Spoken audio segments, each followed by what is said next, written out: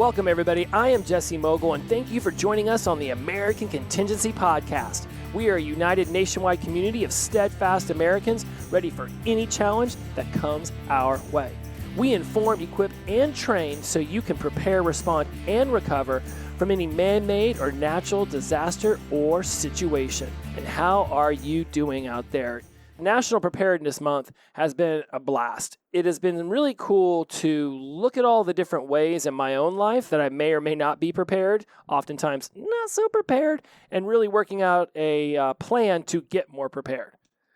Through the process of gathering up my resources and checking my list twice and making sure that everything is there that can possibly be there, right? I live in a world where, financial commitments and resources have to go to certain other things. So I can't immediately go out and buy a Generac like my dad's got.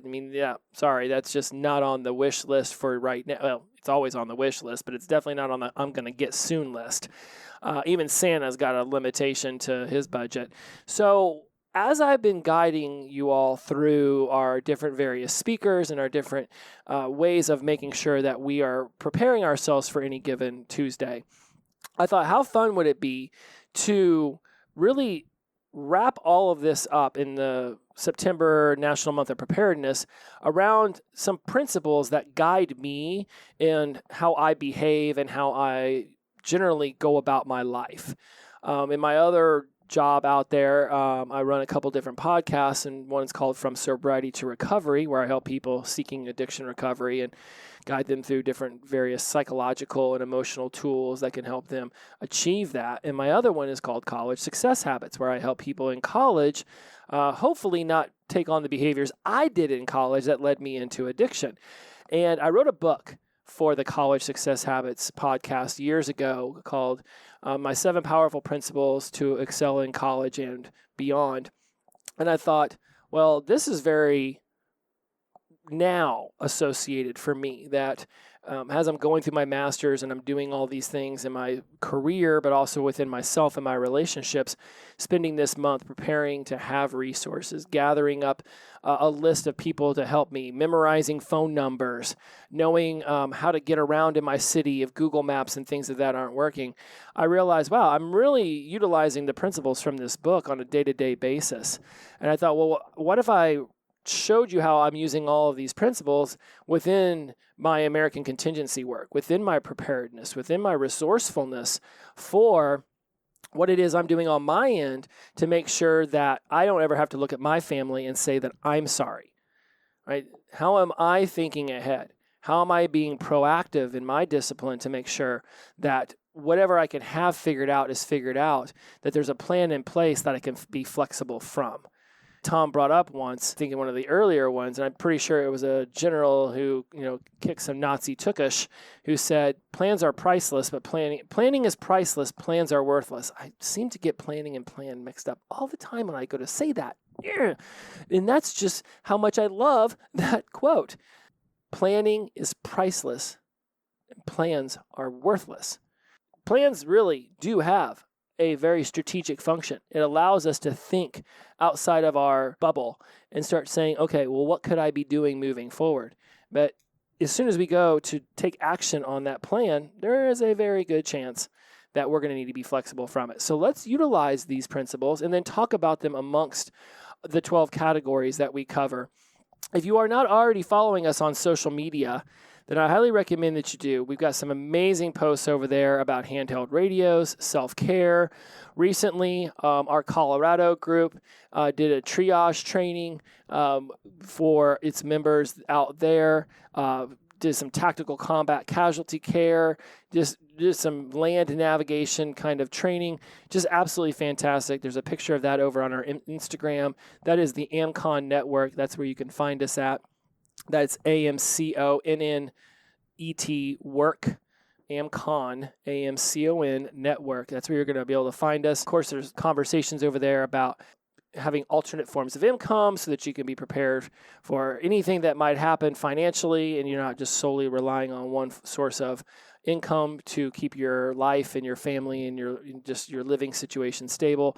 Great stuff over there. And of course, you can find us on Facebook as well. We've got a private group, American Contingency, over there. I highly recommend you check that out. We post a lot of great content there. Any one of these platforms can get you over into our membership area, and we would love to have you. We have just an extensive network throughout the entire country. Wherever you are, there's generally going to be, well, I know we're in every state. It's just a matter of whether there's somebody near or not. And if there's not, you could be the one to start a local chapter. So definitely go check all of that out. If you are into these socials, if you're not, that's fine because you're here with me right now. So let's discuss how the principles that I like to live my life by can be utilized when it comes to what it is you're seeking to do within your own life. And the first one that I talk about in the book is developing a growth mindset. This idea that we are not fixed as who we are today, that there are opportunities for us to grow each and every day. For a lot of people who've never looked at preparedness and might have some warped sense of what a prepper, quote unquote prepper, is based off of some TV shows back in the day, making everybody appear a little ludicrous and probably extreme. Certainly there are those people, and hallelujah to them, because they give me some great ideas. Never even thought about that till I saw this dude put it in an underground bunker. To each his own. I'm not going to fault anybody for how they choose to prepare. I am going to be monitoring how my mindset around what it is I can do for myself and my family and loved ones can grow. How can I realize that I'm not fixed? That nothing about what I am today dictates who I will necessarily be tomorrow. There's a lot of people who are like, nope, people don't change. They are just who they are. And my general experience is that people will change when push comes to shove. Back up against a wall, if you've never in your entire life fought a bear and now you find one backing you up to a literal wall, in that moment, you're probably going to figure out a way to at least throw a punch at a bear. What happens after you do that punch is there's a lot of variables, but I may have fixed myself into this idea that I can't be prepared for the outdoors. I can't afford to have 3 gallons of water per person per day for 21 days. I can't figure out how to store a bunch of food in my studio apartment in Brooklyn. I can sit there with that fixed mindset about what I can or cannot do. And that's just congratulations. You get to continue being the same version of yourself you were yesterday. Yes, I am fully aware, having begun to budget out money for preparations for, spring, summer, and here comes autumn, and then here comes winter, realizing that I am in an area that can have inclement weather and ice storms. And if you're in a hurricane zone, or you're in a blizzard zone, or a tornado zone, or an earthquake area, I can understand that financially being able to set aside resources to get things that would make life immeasurably better if one of these cataclysmic/catastrophic things were to go down, it can seem a little bit like a lot. But we're not asking you to buy 75 items today. Saying go find one. Back in Los Angeles, I told you this story. Me and my roommate started just accumulating these 5-gallon water jug things you could buy at the grocery store for like $2. Had a little spout at the end of it. And we went to Home Depot and bought like a $30 really super hardcore big container with a snap waterproof lid. And we put it on our back porch and threw a tarp over it. And that's where we kept our food provisions and our water provisions, figuring that if the building fell based off of the angle at which our back porch was in response to the angle for which the apartment building was located, that there's a pretty good chance that it was going to fall inwardly, and therefore we'd be able to get to that Tupperware container. I say Tupperware like it was small. It was huge. It was like 6 foot by 3 foot. It was ginormous. But that was that growth mindset where we said, yes, we might be living in a small Hollywood apartment, but we can still figure out a way to have some provisions. If you lock yourself into this mindset that you're in a small living situation or it's full of things and it's cluttered and there's no room, I've seen things on YouTube where you can build shelves above doorways. There's amazing organizational structures and techniques that are being developed and shown all over the place on social media. There are ways to find the space if it's important to you. And that's where we want to be developing the growth mindset. We don't want to be sitting there stressed and anxious that an earthquake, tornado, blizzard, ice storm might hit, trying to hide in our house and peeking through the curtains like, oh my goodness, what happens if something bad goes down? At the same time, much like we buy car insurance and homeowners insurance for the what the hell just happened moments, we want to begin to accumulate resources for those own what the hell just happened moments to be ready for any given Tuesday. When we move over into the second principle, it's cultivating courage. And this idea of courage, whenever it comes to preparedness, is realizing that fear is inevitable. I don't think that courage is the absence of fear. I think it is the taking action regardless of the fear. When we're thinking about our shelter and warmth and a hurricane is hunkering down on our house, I have no doubt. I have been through hurricanes. There was a fear. Oh my goodness, it's 120 mile an hour winds outside, and I'm pretty sure I just saw a piece of straw pierce through a tree. Like, this is some scary stuff going on. Anything could break at any given moment. I still was courageous in making sure that we had put the plywood over the windows and we had filled the bathtub up with water. I was in college for a couple hurricanes. We really filled up the bathtub with ice and a keg, but I'm trying to sound a little bit more professional in my late 40s. But in college, it was like, how much Chinese food can we buy for $100 and how many kegs can we put in the bathtub? But regardless, we were thinking of provisions, just probably not the most helpful ones considering the situation. But it was that courage. Are we thinking about if we're outdoors and somebody slips and falls and they break their leg, they twist their ankle? Do we understand the medical requirements for that situation? To build a splint, to be able to gauze up a cut or a wound? Are we ready to take that on? Because if we're out there in the wilderness with someone and they go down or we go down, our very survival could be dependent upon that person's willingness to step into a version of themselves they may not necessarily think that they are.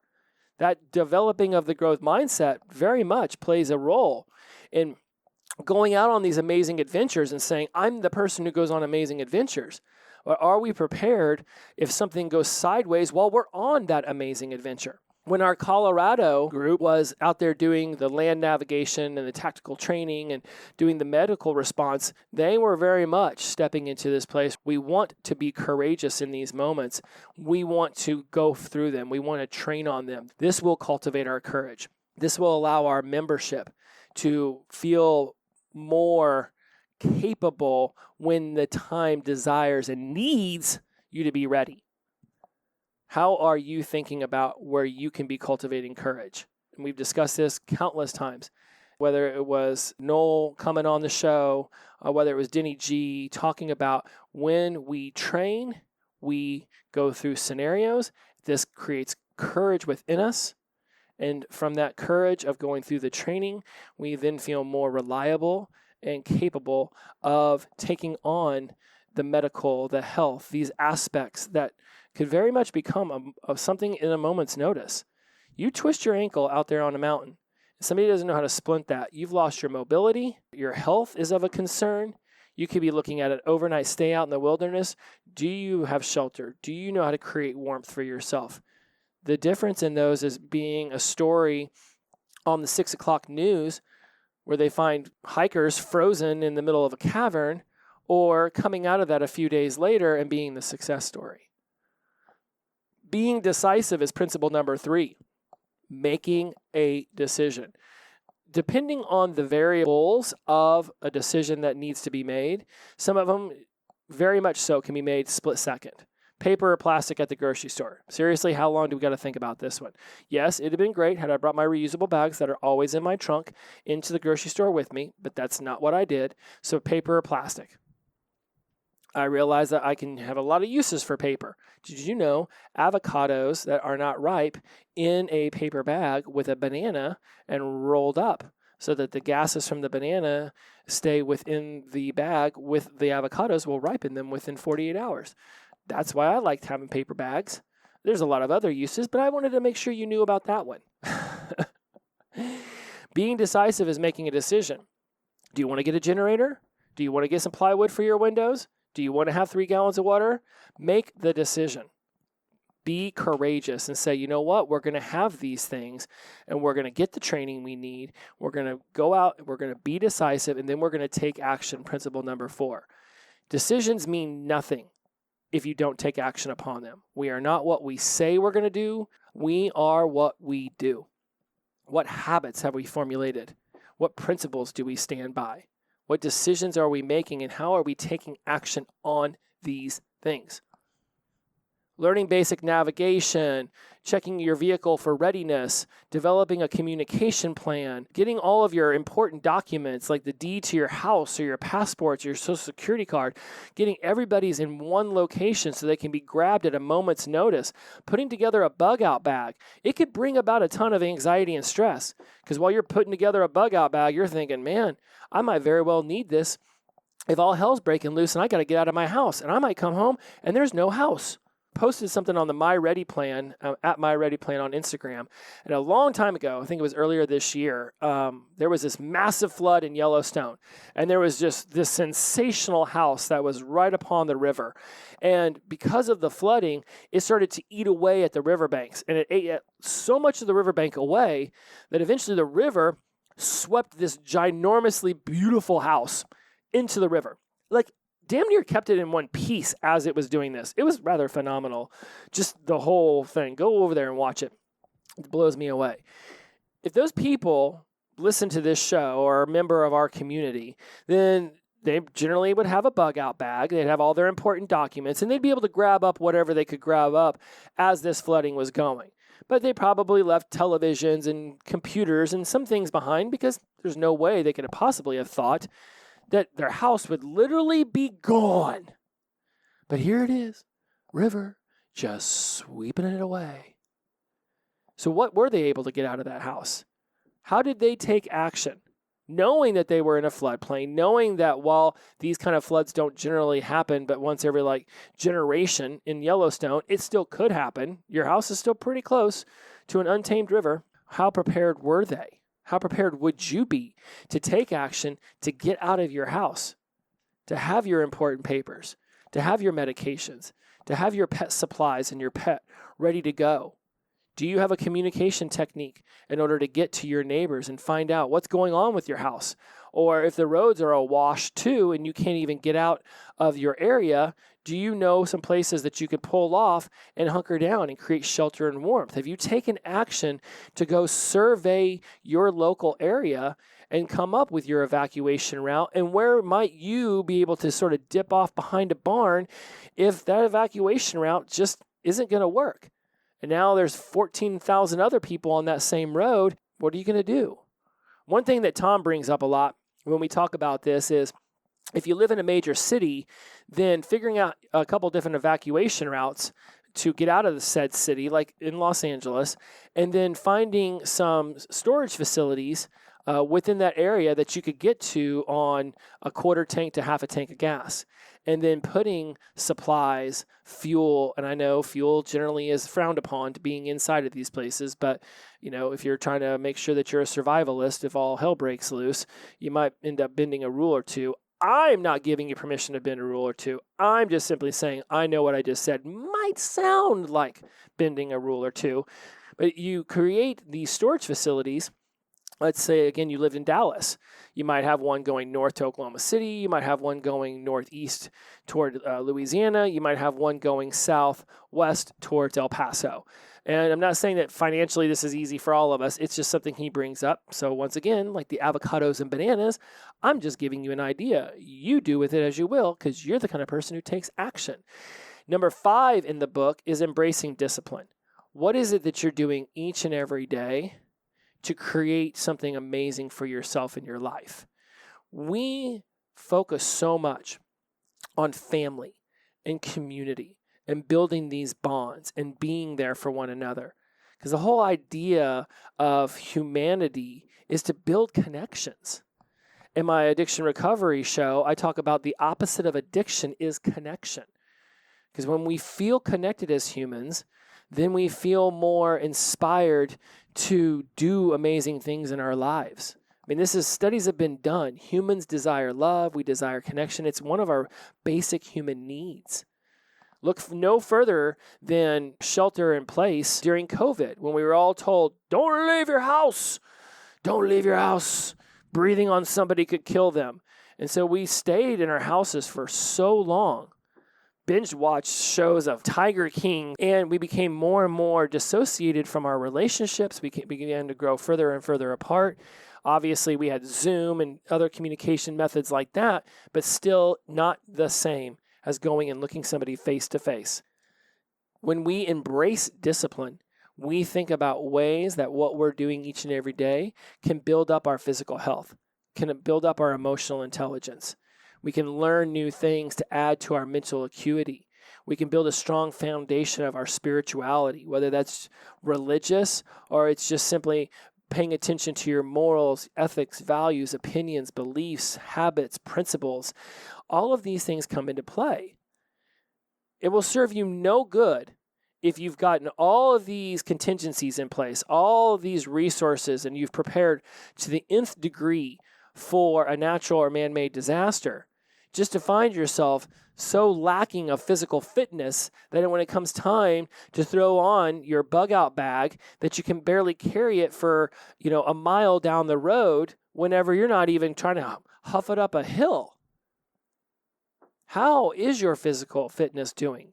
Could you handle the exertion that might come from having to walk miles if you had a flat tire, or if the road has been damaged due to an earthquake or washed out due to a flood?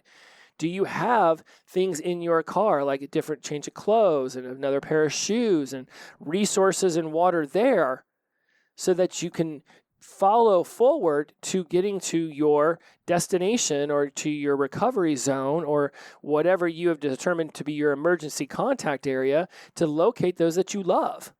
Taking action and being disciplined works on so many different levels.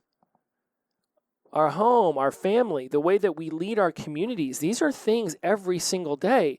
Whether we are consciously thinking about them or not, they are on our unconscious mind's mind. They are a focal point. We do so much to work hard and save our money and to be there for our loved ones and our friends and our family members and, to be a member of the community. And then there's times where we let ourselves down physically or emotionally. And you look back and you're just like, frick, now I got to say I'm sorry to myself? Like, I'm sorry, Jesse. You really should have read about that one thing. Okay, how can we be prepared for the next time it might happen? Yes, building out a whole system where you've got storage units all around your city, determining whether you need to escape to the north, south, east, west, or any other variables on that, compass realm. I know there's a really cool word for it, but my brain just let it slip. That's great and all. And that's like a tangible thing you could go to.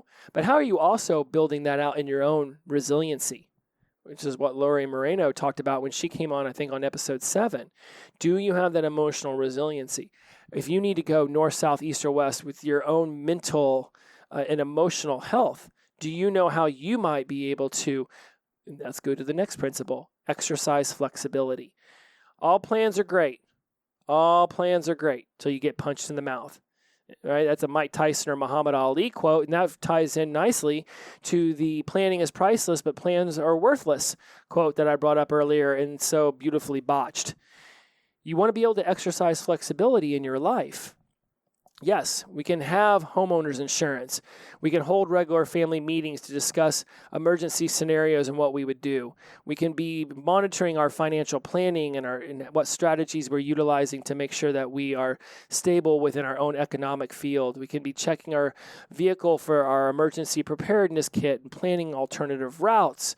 We can be developing communication plans and securing our home. We can be organizing medications and knowing what kind of refrigeration is needed for certain medicines.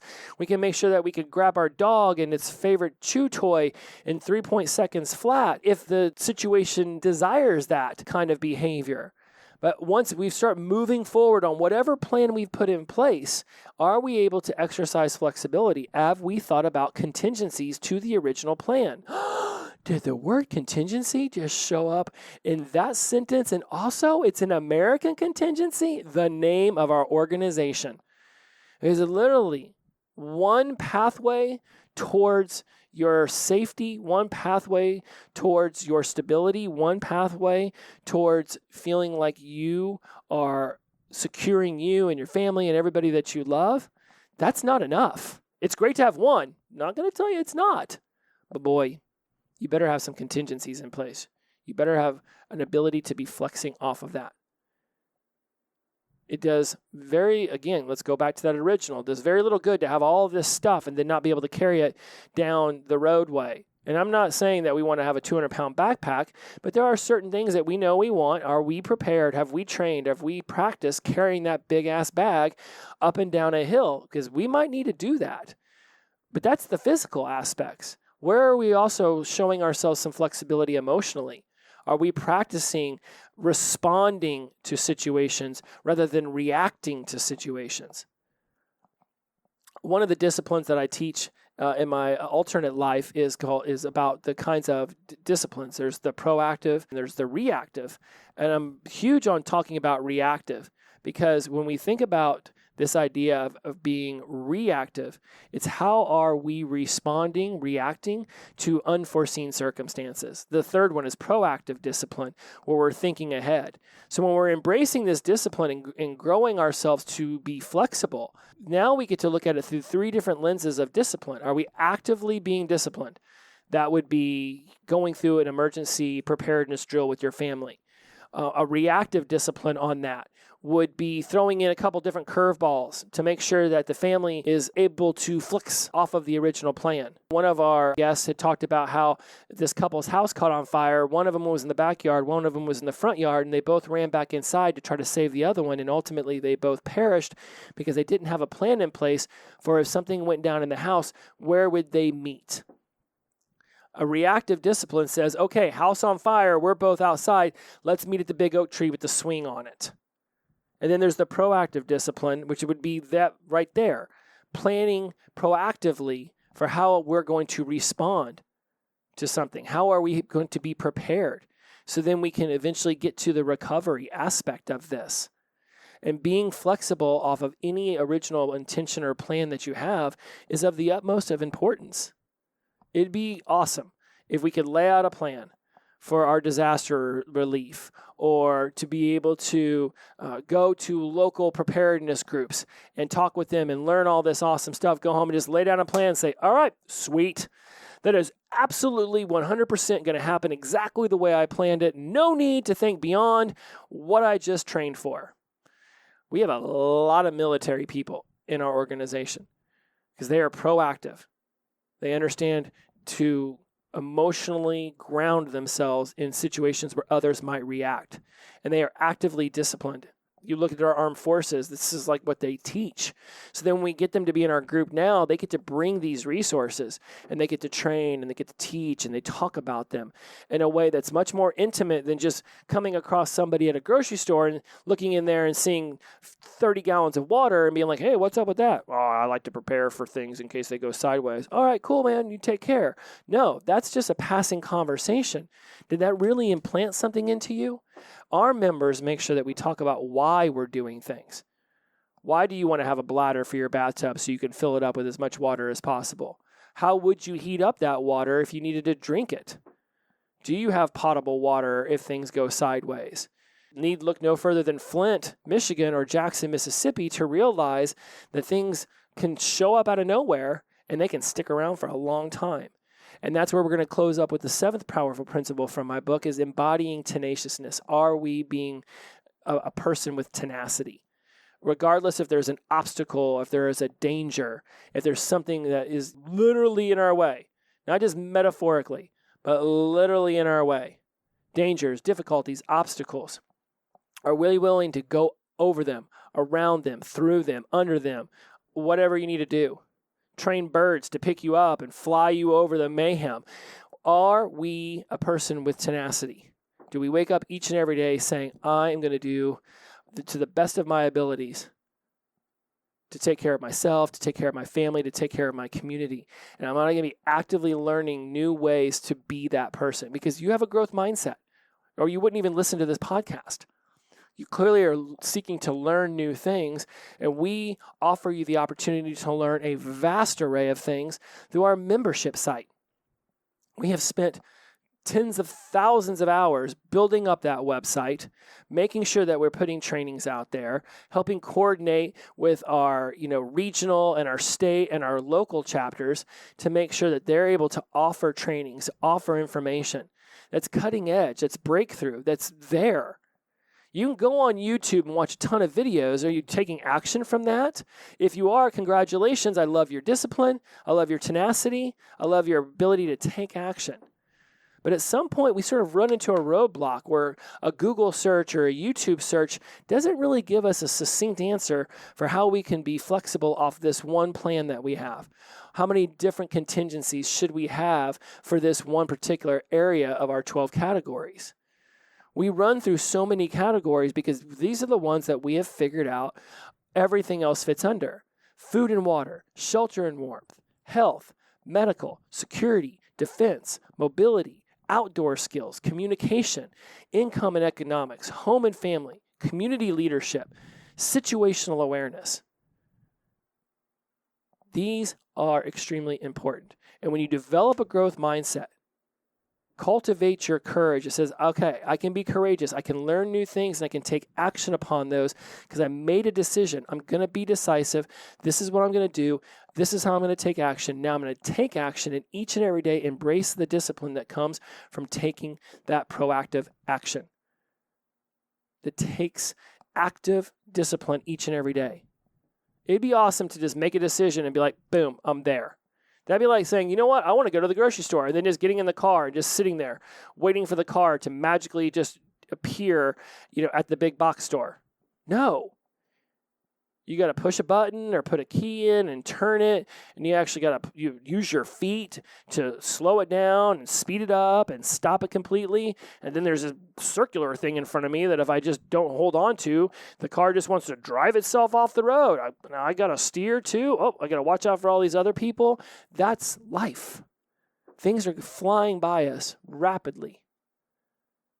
Are we taking action? Are we being disciplined? And are we being flexible so that if the way we had chosen to go to the store, if the way we had chosen to go on the hike is interrupted by something that was unforeseen, do we have that responsive discipline where we have thought through things and said, okay, if somebody twists their ankle, this is how we're going to get ourselves out of the forest into safety so that we can get them the proper medical attention that they desire. And then each and every day being tenacious. Saying, how can I show up 100% for my friends, for my family, for my community, and most importantly, yourself? Because in the end, if you let yourself fall into disrepair, you're no good to the people who need you when they need you the most. Physical fitness and emotional intelligence and getting yourself grounded and not yelling at people and starting arguments just because they don't want to hear it your way or believe it your way, that benefits no one. Great. You get to walk away from that conversation being like, yes, I want it. I showed them. Hot dogs should only have mustard. Ha! Ketchup eating loser. That doesn't benefit anyone. And there's a very good chance that the person who likes ketchup on their hot dogs is still going to enjoy ketchup on their hot dogs, no matter how much you yelled at them. Learning to ground yourself emotionally whenever you're prone to reacting is one of the more advanced way of taking situational awareness and making it part of your own life.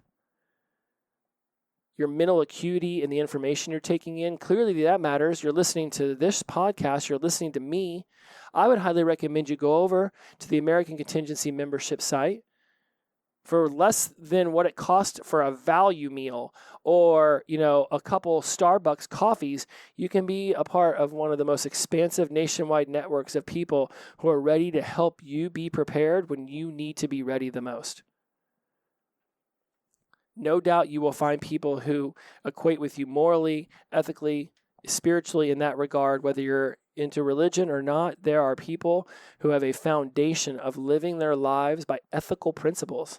Are you surrounding people in your life like that? National Preparedness Month is multi-layered. There are so many different things to take into account. It'd be great if it just meant having, some extra bullets in case you're in danger, or some extra matches in case you need a fire, or some extra water in case your neighbor knocks on the door. Yeah, those things we can think of, but we can't think of everything. And that's why a strong community is fostered by American Contingency to be that resource for you when you need it the most.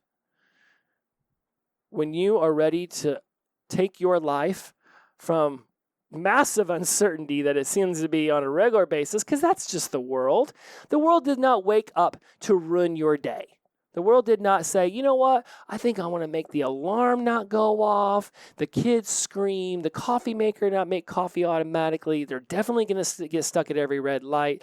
Oh yeah, let's have them leave the refrigerator cracked so all their food spoils. Oh yeah, that's going to be great. That's going to be great. Oh yeah, let's make sure that the front door of their job doesn't open for them. Oh, yep, they left their lunch at home. That's great. Let's make sure we do that. Oh, and then let's make sure we put a big car accident right up on their favorite route home. Life doesn't manipulate the existence of time in order to ruin your day. It's just life.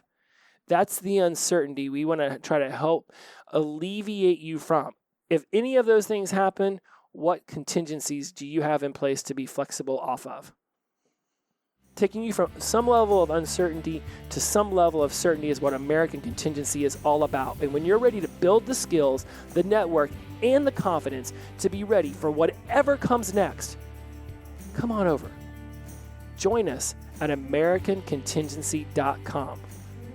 We'll be waiting for you. Talk to you next time. Bye-bye.